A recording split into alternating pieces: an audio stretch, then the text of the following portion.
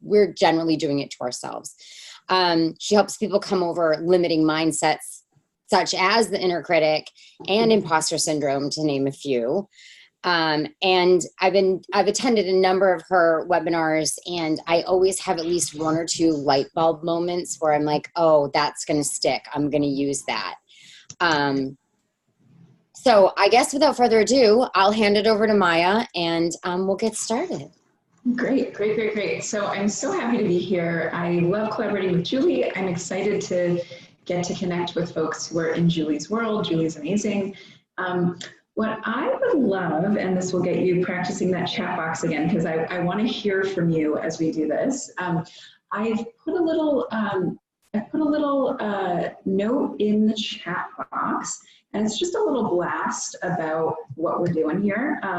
So if you are on social media, would love to have you go and just post that and let folks know what we're doing here, and that, you know, if this happens to be the right training for them right now, that they can learn the strategies that we're going to share today around how to build your visibility in order, how to build your confidence in order to build your visibility. All right, so, okay. So, want to hear from you again as you do that. What brought you here today? You can send your note to either just the panelists or to everyone, but yeah, what made you say, I'm gonna get on this webinar, there's something I need to learn here? Would love to hear from you. You know what, I'll answer while everybody's typing in their questions, because I think I can answer that pretty quickly. I think that I find myself in a position, even though I've been in this industry for 21 years, and in my own brain, when I'm in my own office, I say, I'm an expert at this. I know how to do this. But sometimes I find myself being asked to do things by clients, and I wonder, am I capable of that? Like, is that in my wheelhouse? Would I be good at that? And I tend to hold myself back if I'm not a perfectionist at something. And we all know perfectionism is sort of the enemy of done. And so I find myself holding myself back because I'm not perfect at something, when it's okay, I think, to not. But I don't have the ability to say yes, even when I'm not perfect at something. Yeah, so we're definitely going to dive into that. Share your reasons. Could be anything from, you know, just know I need to get more visible, to some of the things I hear from people are, I just got promoted into this role, and you know, I feel like I was promoted too fast, right? So I know, and, you know, every time I have that inner confidence challenge, then I get mad, and that I have that inner confidence challenge, which creates this cycle. So let us know what's going on for you, because I would love to speak directly to your situation. Okay, well, I think we have this image of what confidence looks like, right? That, you know, maybe looks a little bit like this, right? You know, or, you know, maybe depending on who you are, what your gender is, whatever, something like this. Or, you know, I think we think of it being a quality of being, like having charisma, or, you know, like a nice singing voice, right? You know, it's like nice to have. Maybe you're born with it. Maybe it's Maybelline, right? It's like, you know, whatever. It's something that we think that you're just lucky to have. And I think in architecture, which is a field that I grew up in, right, that I got my master's in landscape architecture, there was a certain way that confidence sometimes looked like, right? It sometimes would be a kind of blustering, or, you know, it was in the way you would propose your ideas, right? And you either were the person who had it at reviews, had it at client meetings, had it at networking events, or you did it. So what I want to do is actually clear up, I think, two really common misconceptions about confidence. So first of all, confidence isn't just like a nice thing to have that, you know, that like it's a bonus, right? And I don't think you would be here if you thought that it was a bonus. Confidence actually helps you do really, really important things in your career, right? It's not like just getting, you know, elected to the social committee. It helps you fast forward your career. It's incredibly, incredibly powerful. You know, I'd love to hear from you if there's a couple of moments where you feel like lack of confidence is holding you back in reaching those goals. But confidence shows up in all of the big ways and the little ways, right? Confidence, maybe at the beginning of your career, might be something like proposing the idea that you've been sitting on before someone else voices it, right? Confidence when you're doing business development is having the confidence to introduce yourself to someone who you think could be a potential client. Confidence might be thinking that you're qualified to submit that pitch, to submit that RFP. Confidence might be in the language you use in the RFP and how certain you seem, or whether you're, getting fuzzy about it. Like, yeah, we could do this, we could do this. Confidence is also, it's in the micro places that add up to big change, right? It's the moment in the networking conversation where you propose, oh, we should meet, I'd love to hear more about your project, or about this thing you're gonna build, or this thing you're gonna do. It's the moment where a sales discovery call switches into pricing. It's the moment before you're about to send a proposal and then you knock off, a couple, like 10K from the price, right?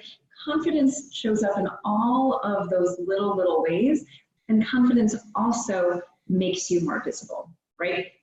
Turning in that RFP, right? Saying, throw out your hat in the ring, saying, yes, this is something that I can do, right? Saying, yes, I will do this project, I will be on this panel, right? And it's in your voice, it's in your body language. And the thing about confidence and visibility in particular, right? The visibility generated by confidence, is that visibility itself is a superpower, right? So the more visible you are, the more people see you, the more people recommend you. When I met, someone introduced me to Julie, but I had been hearing Julie's name around town for a long time. I've sent speaking gigs to Julie because, she's out there, she's putting out her thought leadership. Visibility is a superpower that's building Julie's career, and visibility is also a superpower that can build your career, right? It's that moment when you don't have to go after the project because someone shared your name and you get a phone call, right? It's the moment when your client shows up on that sales meeting or that sales call, and it almost doesn't matter what you say because they've seen you, they've heard about you, 3 people have recommended you, your reputation preceded you, and they are ready to hire you. They're like, just give me the contract, right? Julie, have you seen this show up in your role as business development? Happened to me yesterday. I was giving a speech to a private company yesterday. I spent the afternoon in their office, and I said, who here, because I assumed that it came from somebody who had seen me speak, and I said, who here has seen me speak before? And nobody raised their hand. And I said, well, how did you hear about me? And she said, well, I heard it from this person who heard it from another person. So this was like a tertiary, like it had gone down the line, like you need to have Julie come into your office. So she hadn't heard of me. The woman who referred me hadn't seen me. It was just coming down the line from somebody who had seen me like a month ago, 6 months ago, that saw me speak. Yeah, exactly. Now, and I know that there's folks of all genders on the line, but one of the things I also want to say is that if you are female, visibility is a superpower. There's a 2011 study by a research firm that looks at women in the workplace and how career advancement actually happens for women. And they profiled a couple of the key advice that we give women about how to move forward in their careers or their businesses. And what they found was that the only one that made a significant difference on their actual advancement, right? The advice that actually worked was communicating and having other people know about your achievements. So other people need to know about who you are and what you can do. You need to be visible to other people and move forward, especially if you're a woman. And while I will be talking today about things that you can proactively do to get more confident, to boost your visibility, I have to acknowledge the fact that this is particularly difficult for women because we are in a world in which women are oftentimes seen less than men. So in meetings, women get interrupted more than men by both men and women. Women get asked to speak on panels less than men, in part maybe because men are already out there boosting their profiles. And so visibility is both a challenge for women, but with the strategies that I'm going to share today, which will work for both men and women, it's actually an incredible asset and you can build it for yourself. So, which leads me to the fact that confidence doesn't just fast forward your goals. Confidence is also something that can be learned, right? It's not just maybe he's born with it. So that's exactly what we're going to do today. And, you know, I'm going to give you 3 strategies that you can use that will boost your confidence and will also get you out there. Okay. But first, just want to do a little introduction to myself. So hi, I'm Maya. My name is not particularly phonetic, but that's me. You can remember it as Maya Papaya. That was my childhood nickname. I run, as Julie said, Build Yourself, which is a career coaching and training company for ambitious and creative women. I work a lot with women in design, AEC, construction, engineering, creative fields. I actually have an inner shy girl living inside. I was really, really shy growing up. A lot of people today would not think that was true. But I got involved in leadership work and found that in order to really make the contribution that I wanted to make, I had to learn confidence. I had to be a functional, confident person, even if I wasn't a essential confidence person. And part of what I discovered is how to do it in a way that suits me, right? That fits who I am. Now, I'm trained both as a designer, so I have my master's in landscape architecture and in women's empowerment facilitation. I got trained and started teaching women's empowerment facilitation classes before I got my design degree, but these were 2 separate things, and then I went to design school. I went to Harvard Design School, which is one of the most imposter syndrome triggering places I've been in my life. And you know, you constantly, if you were a big fish at any point in your life, you became a tiny little minnow. And I remember one night, I was hanging out with friends. We were going to graduate soon, female friends for my program, and they were saying things like, "Oh, I'd love to work in Catherine Gustafson's office, but I could never get a job there." And I got really, really mad because these were the people who gave me imposter syndrome, right? The people whose work I felt less than when I saw them presented in reviews and critiques, and I was like, "No. You're insanely, insanely talented." So this was the moment where I guess my true colors came out. And I became what my students refer to me now as a cheerleader with devil horns. And I pulled these women aside and I said, "All right, I want a cover letter to Catherine Gustafson's office on my desk Monday morning. I want to see it or we're not friends anymore," right? And so I started giving women these personal challenges, and then I ended up turning that methodology into a class that I taught at the Boston Society of Architects for years, which is in part how I know Julie.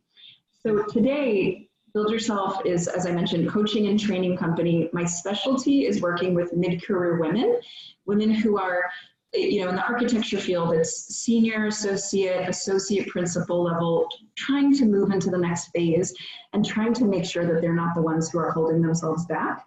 And trying to also get clear on the vision of what you ultimately want to create and do and accomplish.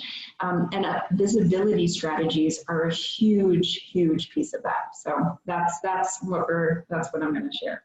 I will share. Just one thing about visibility. I just did this presentation on personal branding, and it's like, if you don't have visibility and there's not something out there on the Google machine about you, like that's the first place somebody's going to go. They're going to Google your name. So Google your own name and see what comes up. Like, I'm in complete control of what somebody sees when they Google Julie Brown Boston. Yeah. Because I've had so many speaking engagements, and because I've, had articles written about me. So when somebody Googles me, I control that narrative of my reputation that they see. So that's super, super, super important.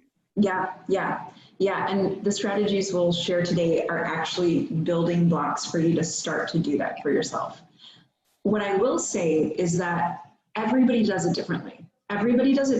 There's a million ways to do this work. That's why I'm sharing 3 strategies. I'm going to ask you to pick just one because, one task accomplished moves you much further than 3 potential tasks. But just so you know, inner shy girl, right? And visibility didn't necessarily come naturally to me, or the ways in which people think you should get visible is not what's worked for me. So, you know, a couple years ago, I hated Twitter. I was like, how can you say anything of substance in 140 characters, right?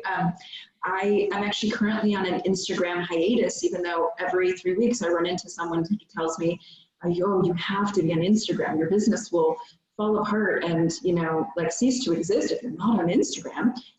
I'm doing it my own way, and it's worked. I actually was named a couple years ago a 40 under 40 in social impact design. I regularly have clients who find me the same way that Julie talked about. I've got great collaborations with people who, you know, who I work with to get in front of other people. So there is a way that matches who you uniquely are to get out there and get visible and build confidence in the process. All right, so. Yeah, I'm ready. Yes, okay, so back to you, because we gotta start with you. Type in the chat box. How does self-doubt show up for you? So. Oh, I picked mine right away. Yeah, Julie, what's yours? It says my mom's voice, but I was predominantly raised by my grandmother because my mom was a single mom and my grandmother's a Depression era and nothing will make her happy. So immediately it's my grandmother's voice. Yeah, for yeah. Sure. Depression era people are hard to please. Yeah, no, you know, and so I also was raised by a single mom, and I learned some amazing, fierce things about how to make your own way in the world. But yeah, I have narratives around you have to be the best or else it will all fall apart. Yeah. And for me, sometimes that meant, until I unlearned those patterns, that I would hesitate to get started. Yeah. Yeah, type in the chat box. Let us know. Is one of these resonating for you? Has it showed up for you? And Julie, when do you feel like you hear your grandmother's voice in your brain? It's very hard to not hear her. I mean, and she's still alive. She's 95. She's too young to die. I'm just kidding. She's. I don't want her to die, but she's 95. It's coming. I think I hear it when I am trying to figure out if I can do something. Like it's not the things I know I do well. It's when my brain is like, because I'm writing the book right now. Like I'm writing the networking book, and it's like it's been a combination of fits and starts with it. And I think part of it is like, well, who are you to write a book? Like who wants to read what you have to say? Yeah. You know, and that's sort of something that she would say, well, who do you think you are? Kind of, you know, narrative. So right. You're too big for your britches, critic. I was too big for my britches my entire life. Yeah. And the thing about the inner critic, and it shows, it gets formed in all kinds of ways. The inner critic thinks that it's protecting us. It wants us to be safe. And so therefore, if it turns out that we get rejected because, you know, who are we to write a book, or you know, the book doesn't go well, or, you know, if we face disappointment, our sense of what could be possible for us and the reality don't match up, that would be the end of the world for the critic. And so the critic wants to prevent you from even trying, right? Yeah. But it's very final about its thoughts. It's not like maybe you can do this. It's you can't do that. There's a finality to the inner critic's thoughts. Yeah, exactly. The inner critic, I won't go deeply into this today, but the inner critic is like a parrot that has a couple of lines and has a couple of triggers. It's very much a black and white thinker. The other voice, it's been called the realistic voice, the inner mentor, is much more curious, much more open-ended. That voice says, well, okay, maybe I'm not going to be the best. Maybe this isn't going to be the best book that was ever written, and all libraries will cease to exist because no one needs to read another book again in their lives. But there's going to be some really interesting things that happen between right now where I don't have a book and, you know, the end of libraries as we know it. And so the realistic voice is curious. It's forward moving. It creates things. It makes things happen. The inner critic is just kind of a blocker to action. Yeah. So I'm hearing folks say, always in process. So if you've got a design or engineering background, that's very, very, very common. You know, sometimes it's hard to do pencils down. And perfectionism, yep.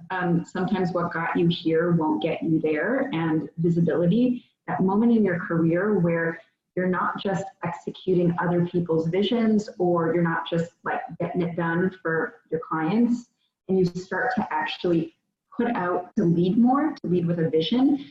That's one of those moments where you really got to face that perfectionism critic. Comparison trap, yep. Comparison trap it's one of my biggest Achilles heels. You know, I both love to collaborate, and I have this this little kid in me, or actually she's really like a Harvard student in me, who's like, but I want to do that. Why am I not doing that? Why am I not doing that? Right? And it's this yeah, comparison trap is a very, very common one, no matter who you are, especially in our social media world. So, all right, knowing how self-doubt is showing up for you helps you start to approach, how do you unwrite it? How do you rewrite it? How do you do new things? So we all know folks who you know, are like very, very accomplished, and, you know, they get a lot of incredible things done. And we think like, wow, if only I was as confident as they were, like everything would be amazing for me, right? I would stop getting in my own way. Things would be incredible. So it turns out that those people, that's just what you see on the outside, right? That's just what you see on the outside, and you have no clue what's actually going on the inside. For some people though, they've actually started to rewire their brain such that that outside actually becomes the inside. So I want to share with you a concept from a great, great book called The Confidence Code by Katie Kay and Claire Shipman. So they talk about this study by a psychologist named Cameron Anderson, who ran a study in his classroom, at his business school classroom at the University of California in Berkeley. He organized his tests to have questions that tested for overconfidence. So the ability to believe that you're more right than you actually are, right? I think we've all seen overconfident people. If you get stuck in process, or, you know, maybe, you know, you're too big for your britches, you probably don't have this problem. But we know people who are willing to say, oh yeah, we should do it like this, before they thought it through. You know, people who are there. Sheryl Sandberg tells a story in Lean In about how when they would start a new project, she would have guys knocking on her door saying, hey, you know, I know you haven't announced this, but here's why I would be great for it. You know, you should hire me to lead this project, right? And you know, then she talked about, for her, there were never any women who did that. And you know, you may not be honestly overconfident, no matter what your gender is, but you know, we've seen this thing called this thing called overconfidence. So Cameron Anderson calls it honest overconfidence, right? You know, when you actually believe it, right? You're not trying to pull the wool over someone else's eyes. And honest overconfidence is incredibly, incredibly powerful, because in this study, the students who tested for more overconfidence at the beginning of the semester were the students who had gained the most respect and admiration of fellow students by the end of the semester. So he actually polled students about who they thought were the key leaders, and those students who they respected the most, the students who were the honestly overconfident ones, the ones who could shoot from the hip and believe they were right more often than they were the ones who people looked up to and thought were actually, you know, actually had a higher performance than the other people. So the truth is that confidence helps you see possibilities that you couldn't see before. Right? Confidence, you're like, oh yeah, this could be possible for me. Oh yeah, I should lead this division. Oh yeah, I should, you know, put my hat in the ring for this. Confidence also, right, that's that visibility thing of how do you know, make the sales pitch. But confidence also influences other people to believe that you are capable of more. So when you throw out that sales pitch, it feels more real, it feels more believable. So, okay, how do you build it, right? How do you build it? Well, confidence, I'm going to give you a new definition for confidence, and it comes from that book. Confidence is not a state of being. Confidence is actually a willingness to act. It's a willingness to act, right? It's something, it's not actually a state of being, right? It's not like, oh, I'm a confident person, right? I'm a functional confidence. It's a state of doing, right? It's what you do. It's what you proactively do. What I've seen happen again and again, and Julie, I would love for you to weigh in on this, is that the state of doing, the state of taking the actions actually generates that state of being. You can actually rewire your brain to become more honestly overconfident. Yeah. Yeah, but and correct me if I'm wrong, but I think that also comes with just repetition of something. Mm-hmm. Like, I think every time I give a speech, I become a better public speaker, you know? So I think there's something to having the confidence to do it first, to sort of take that first step and say, well, if it doesn't work out, then it doesn't work out, but I'm going to give it my best. And then when it does work out, because inevitably it will, like, our greatest fears don't usually come true. Yeah. Then saying, I'm going to do it again, and I'm going to do it again, and I'm going to do it again. And I'm going to become an expert at this thing that I didn't initially have the confidence for. Yeah. And I think with anything in life, with anything we learn, everything is a learned process. So I don't understand why we tell ourselves, or why our inner critic tells ourselves that we have to be perfect at something from go. Yeah. Everything in our life is a learned process. Yeah, exactly. So I challenged a recent coaching student of mine to reach out to one person in her field who she admired every week, but who she was intimidated by, as part of our work, right? It was this ongoing, I call it a power habit, right? Ongoing power habit. And she told me that even though she was scared out of her wits to do it, by the end of 8 weeks, not only did a couple of people get back to her, not everybody did, right? These were really busy people, but she felt different. She felt that she was a high potential person who was worthy of other people's time, right? So the doing actually created the being. And I think, if you're a designer, planner, right, if you're in a field that's like a problem solving, get it done field, you actually have the toolkit for doing this, right? The tools in the creative and problem solving toolkit are really, really powerful for generating that state of being, because we like to roll up our sleeves and get down to the work of getting it done. Right? So if you get lost in process, that's not necessarily a bad thing.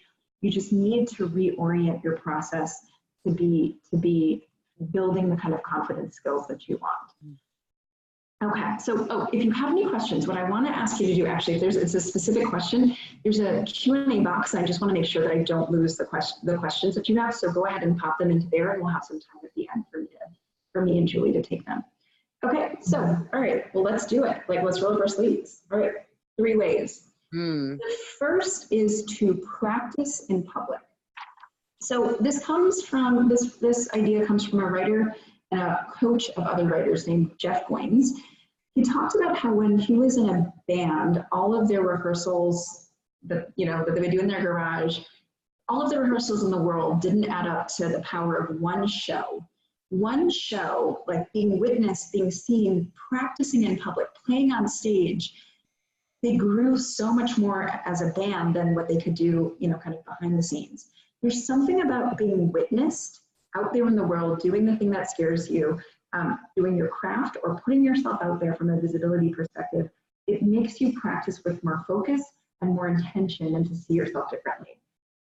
So I practice every new speech I go to my husband's office and make all of his architects listen to my new speech, and I ask for feedback because it's the first time I've ever given it. So I don't know where I'm sticking. I don't know what is really, resonating and what is not. And I was at an event the other day, and a woman said she was nervous about giving the speech for the first time. And I said, do it in front of people. And if you don't have any people, like, put your dogs on the couch and do it in front of your dogs. Like, have a live being in front of you. Yeah, exactly, right? It's a dog. They don't know what you're talking about, but there's something about that shifts how on you feel. And that feeling of being on is actually incredible. Like, that's what creates that state of being, the doing that creates the being. A lot of us hide. A lot of us want to, make our work, or actually a big avoidance strategy is email. People email when they can pick up the phone. Because we're afraid of hearing the no. And not only is it less effective, but it doesn't actually create that new state of being, because hiding and, keeping things low stakes is playing it safe. And playing it safe also doesn't oftentimes get that result. Email is a big form of hiding, because if you've read the statistics, you know that only 11% of emails actually get opened. Yeah, I didn't know that, Yes. but yeah, that makes I'm sense. like, I'm just going to send this email instead of, actually putting myself out there and picking up the phone, Yeah. being in front of somebody. When I first started my new next level coaching program, I'd been teaching a lot of other programs. I made it a goal to reach out to pick up the phone and call one person a week and ask them, tell them about what I was doing and ask them if they knew anyone. And I sold out that program the first time I ran it. And it was all based on referrals, And the truth is that first phone call, I was putting it off. I was the inner shy girl, right? I was putting it off. I was hesitating. And one of my business wing women, right, a business accountability partner, she said, you know what? I want you to call me sometime next week. I want you to let me know when, don't let me know when you're going to do it. And I just want you to launch in. And so I randomly the next week, Kristen got a phone call and I was like, hey, Kristen. She's like, oh, hey, what's up? I was like, so I'm starting this new program. I wanted to catch you up on what I'm up to. I was wondering if you knew one or two women who could be a good fit for this program. Yeah. And she started laughing and then she thought of, and she actually gave me one of my first coaching students came from Kristen. So, not only was it a great way to practice and to kind of, it's almost like, you go from a dog to a person who loves you and will give you a hug, right? My dogs think I'm great. They always tell me I'm awesome. Yeah. So I want to also say, we've shared a couple of visibility strategies that are about, getting business and business development. They can be anything from picking up the phone and making those referral calls to, Julie puts out those, really awesome kind of mini 1-minute pro tips, right? That's a visibility strategy too. That's practicing in public. But practicing in public can also make you better at your craft while also building your visibility. So this is my friend David Buckley Borden. He's an artist. He's an ecological artist. He's in the Boston area, actually. And he'd been working in landscape architecture, but he had this pull towards being an artist. But, it doesn't necessarily feel real to claim, yes, I am an artist. I also hear this with people who don't feel like they're experts. It's like, I'm going to wait to put my stuff out there until I feel like an expert. Yeah. The way you create that state of being is through that state of doing. So the way that you build expertise is through practicing expertise. Yeah. So David gave himself a challenge and he started putting out a quirky and quick rendering of a whimsical landscape architecture idea that tied together with some of his ideas about ecology. And every day he would post it on social media. I actually did something very similar when I was starting my first business, which was a design consultancy. I blogged twice a week. Didn't matter what I wrote about, but I actually found my business positioning through the practice of writing. So fast forward, I just want you to keep your eye on the one on the right, that woodpile target. This is actually David installing that project in a solo show. I think it was around a year after he started putting out these ideas, right? This putting out these landscape renderings a day didn't just get eyes on his work, but it also changed the way he thought about himself. It got him out there hustling, making connections. He ended up getting invited to have a solo show at a new space that was opening in the Boston area. So this practicing in public, no matter what form you choose, right? Whether it's something, super, super creative like what David's doing, or, what Julie's doing, or even something super, super micro, like picking up the phone and calling someone once a week. One of my coaching students is starting a new group of people who are interested in, I'll keep it anonymous, but there's this particular type of design that she's interested in and wants to bring to her organization and get known for.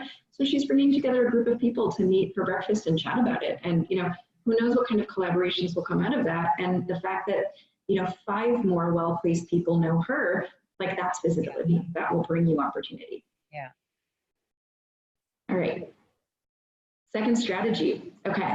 This operates in a slightly different way. And I want you to be thinking about what is feeling like it's speaking to you, right? And feel free to type in the chat box if you're like, yes, no, I'd never do that. Oh, I would do that, right? So this scares me. Just because it scares you, that's okay. You can take off that little bite, just like I did with calling this business wing woman of mine. Second strategy is to act as if. So this is a tool that pulls on a lot of what I've learned through befriending actors over the last couple of years and really kind of understanding the acting and kind of body language toolkit as part of not just, you know, being more effective at getting more visible, but building confidence. So also bonus, I think this is really funny. I stole this piece of advice from a guy who trains men in how to more effectively pick women up in bars. So I think that's kind of hilarious. I think that's the only thing that intimidates men is picking up a woman in a bar. Yeah. Yeah. The only time they're like, well, maybe, I don't know. It's like the only time. You know, so Inner Shy Girl actually it runs in the family. My brother is an amazing guy and also super, super shy. And so occasionally, we actually call it the Sharpie shyness. You would never, if you've been one of my students or you've worked with me, you're like, what? I can't believe that, but it's true. I actually sometimes pass my brother some of this career advice that I give to women. I'm like, you're so awesome. I want you to get up here. I just read this. You should try this. It happens to men and it happens to women. We just happen to have societal superstructures that make it, I would say, doubly hard for women. Okay, so this advice comes from a guy named Jordan Harbinger, who runs a company called The Art of Charm. So he says that you don't make your first impression, you know, when you, in the context of picking someone up at a bar, when you go up to them and like ask them if you can buy them a drink. You actually make your first impression before then. You know, you make your first impression when you're like awkwardly checking them out, or you're like, you know, kind of nursing your vodka and like skulking back and forth and kind of waiting to get the confidence to make your move.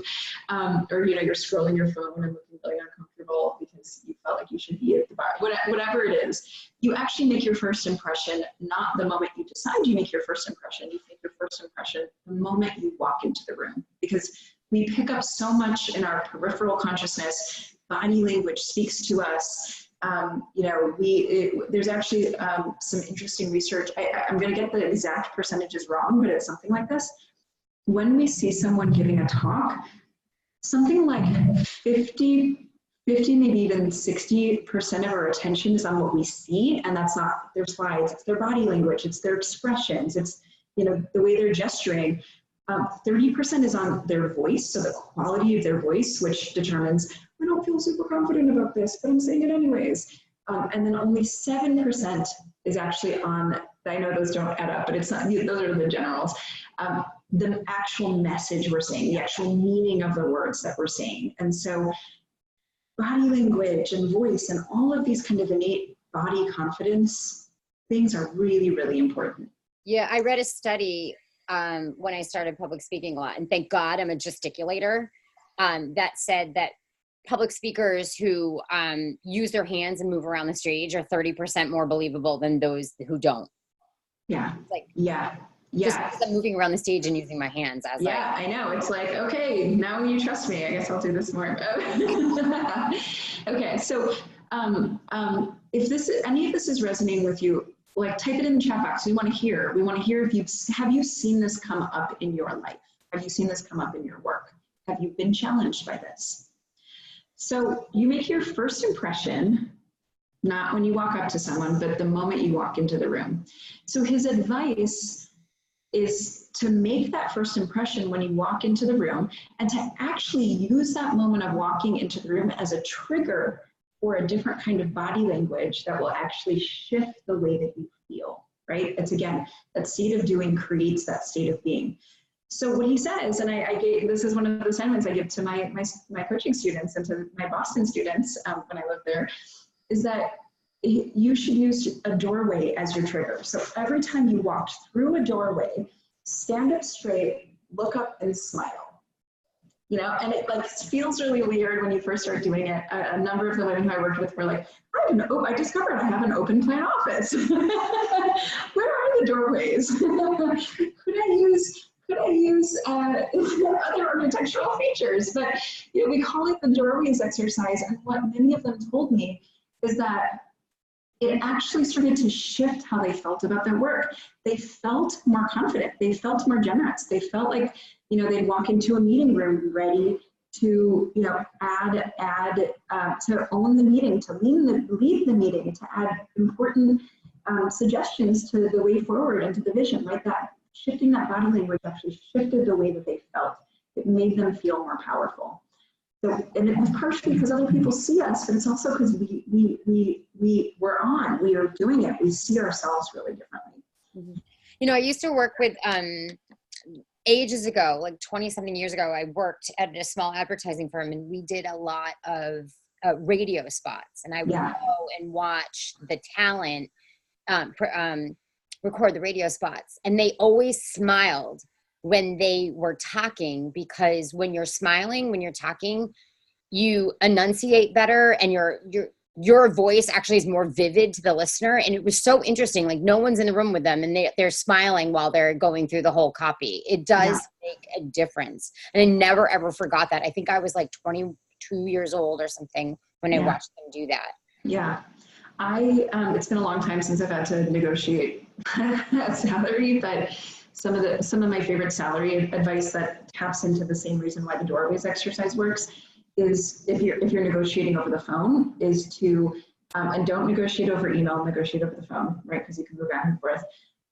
Is to actually look at yourself in the mirror so that you can make facial expressions, right? So that, and what you say will feel more real. It'll feel more emphatic. It'll feel more trustworthy. You'll feel like you're speaking to someone else, even though you're really speaking to yourself. So, all right, the doorways exercise is one way to tap into acting as if. Here's another one.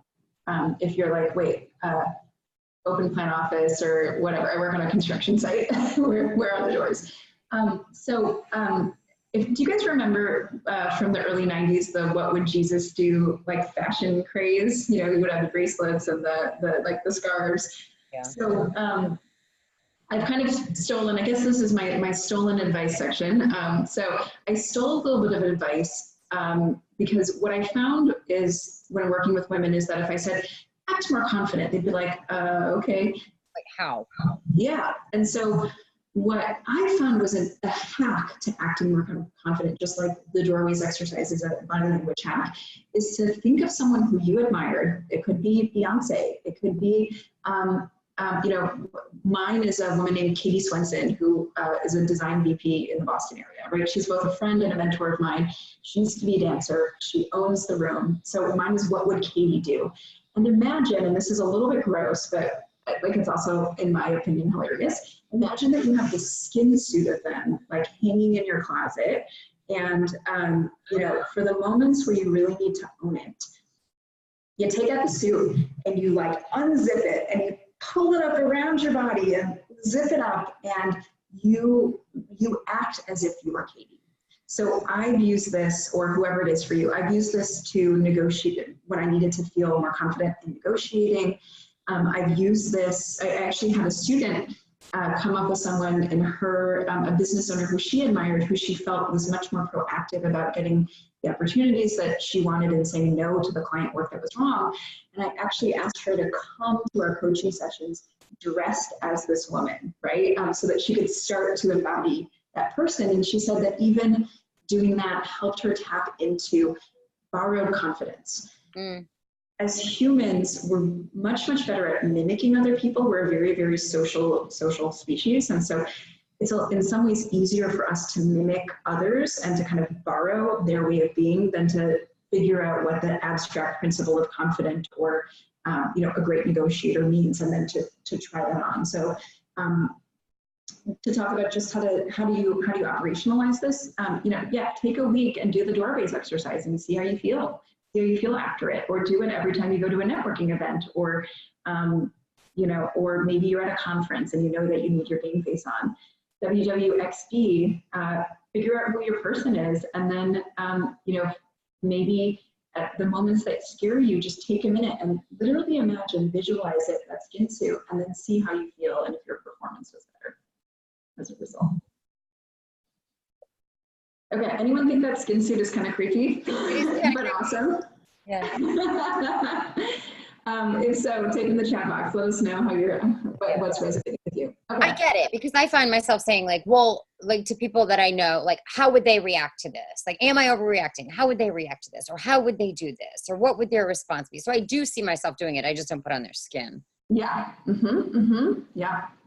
Yeah. And what I find is a lot of the people who I work with are really visual, spatial visual. We do in my coaching work, we'll do a lot of, I use a design thinking based process in my coaching work. And so we'll diagram stuff out and we'll make sense of things. And, and a lot of the people who I work with are visual thinkers, they're kinesthetic thinkers. And so there's a lot of messages out there around how you can just think your way to a more powerful, confident place, but people need to do and embody. Confidence lives in the body, right? Confidence lives in the body, and it's a mind-body connection. And so for me, I found that things that involve action or, that you can own in your body are the ones that actually create that lasting change. Okay, so the last one is don't strive, ritualize, right? So don't strive, ritualize is about making consistent habits and rituals out of doing the things that scare you, the things that make you visible. So in my Build Your Visibility program, we work on some mindset stuff. We help people figure out what they want to be known for. And then we give them a strategy. They choose one of the visibility strategies that's best suited for them, right? You don't have to do it someone else's way, you do it your own way. And then you actually put that into practice for 4 weeks, right? You're showing up, you're making those calls consistently, you're doing what Julie talked about and really just taking that repeated action. Now, one of the reasons why taking the repeated action is helpful, in addition to just, you're doing it, you're creating that state of being through the doing, is that it can become a little bit of a numbers game. So I briefly ran a startup, and we had to ask people who didn't really care who we were for potential partnerships. And so what we started to do is we started to keep a log of people who we reached out to and asked. And the goal was to get those lines filled out in the log rather than to specifically get a yes or no. And of course, when you've asked 10 people, 20 people, 30 people for something, you can start to see the patterns, you can actually improve your game. Right? For Julie, when she's giving her talk, a number of times, she can start to see, oh, I lose people there, or like that's the moment where people jump out of their seats and say X, Y, Z. So the repeated action also accelerates your cycles of learning. But one of the things that it really does is it separates you from the process. You're not the one who's constantly like, okay, today I'm going to feel powerful, and I'm going to, send that pitch to the magazine that I want to feature my work. Instead, it's like, nope, Monday mornings, I send my pitches, right? I send my, or probably Tuesday mornings, pitches, but send my pitches Tuesday mornings. Monday mornings, I follow up with clients who've gotten off the track, and it becomes this thing that's part of a habit. You can separate out your emotional state and all that inner critic stuff from it, and it starts to feel like just what you do. All right, so those are the strategies. I do want to share that I have a playlist. I'm going to share my email address, and you're also going to get a follow-up email from me with the replay. If anybody, I'll include this link, but I have a playlist that I also turn on when when I need to feel pumped up, and it's called Big Girls Do This. It's when I need to put on my big girl pants, I play this playlist. So it's part of making a ritual out of it.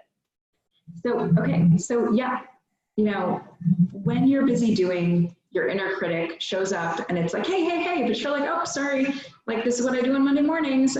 Sorry, I'm practicing in public. And while the inner critic doesn't totally go away, that action can set that inner critic aside. Do you think you should name your inner critic? You should, so that you can be like, bye, Felicia, to your, I've heard people say, once I named it, I could tell it what to do. Yeah. So it's a great piece of advice, because part of what you want, this is the first time in your life you're ever going to hear having multiple voices in your head is a good thing. You actually have multiple voices in your head, right? You've got your inner critic, and maybe even multiple inner critics. Some folks are thinking that's funny. Yeah, I know. It's like, oh, I feel better now that I know that this is okay. You want to start, once you start paying attention to your inner critic, understanding its patterns, right? Too big for your britches might be that grandmother's voice. You start to recognize that it's not just the omniscient voice that is always right about what you should do. It's just one voice. Mm-hmm. When you start taking the actions that scare you, you actually build the strength of another voice, which is, some people call it your inner mentor, like one on each shoulder. Recently, there was a decision that I needed to make, and I knew what decision other people wanted me to make. And I woke up one morning and I thought, no, that's not really what's right for me. And the more work you do, understanding your inner critic as one voice and separating yourself from it, creating that distance, right? Like, oh, me, inner critic, just one of the voices, the more you can actually start to develop those other voices, which could be, what your inner core actually wants. So yeah, Julie, do you have a name for your inner critic? No, I don't. I was like, is it too cliche to call her Felicia? So I can say bye, Felicia. No, I like it. Yeah. Just because I can say bye, Felicia, with like a lot more attitude than I could say bye, Gertrude, Totally. Yeah. I think, my kind of, one of the, sometimes mine is Nancy, right? Like negative Nancy, right? No offense to any Nancy's out there, but yeah, like, okay, negative Nancy, thank you. And, but I don't want to keep playing safe, right? I know you're trying to keep me playing safe. You're my inner critic. You're trying to prevent me from getting disappointed. You're trying to prevent me from, social risk. We haven't talked about this a lot today, but as a society, we don't like people who are explicitly self-promotional, especially if they're women. So sometimes it means that we hide our achievements and our accomplishments because we're afraid, right? Maybe it wasn't part of our cultural values. Had a client from the Midwest where if you ever said anything good about yourself, there was something wrong with you. And she had to kind of unlearn some of that programming in order to step up on the main stage and make the contribution she wanted to make. So your inner critic is trying to keep you playing safe, and it doesn't want to expose you to any type of risk ever. But the kinds of change many of us want to make in our careers, the kind of amazing clients we would love to work with, the projects we would love to do, they require risk, they require exposure. And so you got to say, sorry, Nancy, I'm setting you aside in order to be. I think I've realized, and this has come over the past couple of years, as I get feedback from people where my strategies have really helped them. And I'm sure you feel this too when women say, you helped me move up in my career or whatever. I've realized that me playing small doesn't serve anybody. Yeah. Like, exactly. Holding back my expertise and not teaching women how to grow a power network and advance themselves through networking doesn't help anybody. Yeah. It just maybe stops me from having a minimal amount of criticism from people. It doesn't serve anybody. Me playing small doesn't serve anybody. Yeah, exactly. And so again, what if you rewired your sense of what success looked like? So this is a creative coach who I really love, Carolyn Kelsoza. She says, if you're not experiencing some form of rejection, you're not challenging the limits of what you think you can accomplish.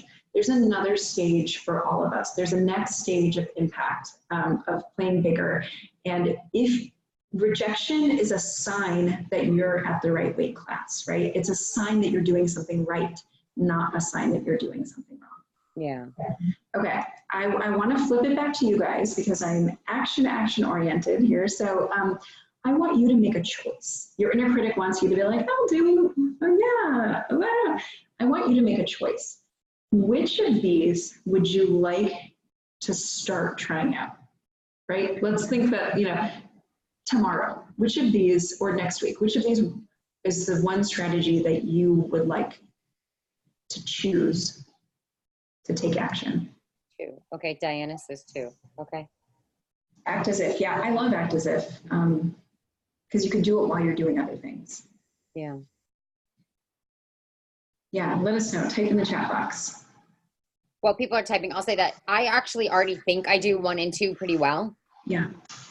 So for me, it would be, I'm really good at saying, oh, I wish I could do that. Oh, I wish I could launch that program. And I don't go from concept to reality. So that's where I would have to not strive. I'd have to realize what it takes to move from concept to reality. Yeah, yeah. Well, I'm a wing woman of Julie's, and one of the things that we can do, and this is a little bit of a hack on Don't Strive, Ritualize, because it's not about a repeatable action, but we can set a deadline and ask other people to hold us accountable. Yep. So yeah, so I know about Julie's dreams, and I'm like, you know, she's got to accept this challenge, but I say, okay, let's set a date. I want to get a text from you or an email from you letting you know that you've done that, right? I can, as a wing person, I can hold you accountable. Yeah. All right, we're getting a lot of people. I think act as if is really resonating with a lot of people. Definitely. Especially if you're doing networking and business development, act as if is insanely, insanely powerful. And if it works for you, like I'd love to hear how you experience it. It's worked for so many of the women who I've worked with. And so, yeah, feel free to shoot me an email. I'd love to know how it's working for you. So let me spend a quick moment on this, but I want to say, and I'm putting this in the chat box if you're interested. I do run a program, a 10-week program on building your visibility. I talked about it a little bit. We do some mindset work, and then we roll up our sleeves and take action. You pick one strategy, and they're different. There are things like strategic networking. Julie's actually been a guest speaker. Strategic networking, thought leadership, social media. One of my strategies is called is the Wing Woman Effect. It's about a collaboration built based strategy, and you put it into practice. It's a 10-week live online group coaching program. And you do it in the context of other women. This program's only for women, so that you are cheering each other on, you're holding each other accountable. We've got accountability partners. And so if you are interested in hearing more, it starts in the second week of October. But pre-enrollment starts on Friday. And so if you go to buildyourselfworkshop.com/Julie, you can be the first to know when pre-enrollment opens up. And there's some special bonuses. So for the first 10 women who register, which is why you want to be on that early list, I'll be giving out mini one-on-one coaching sessions with me to really help you optimize the program.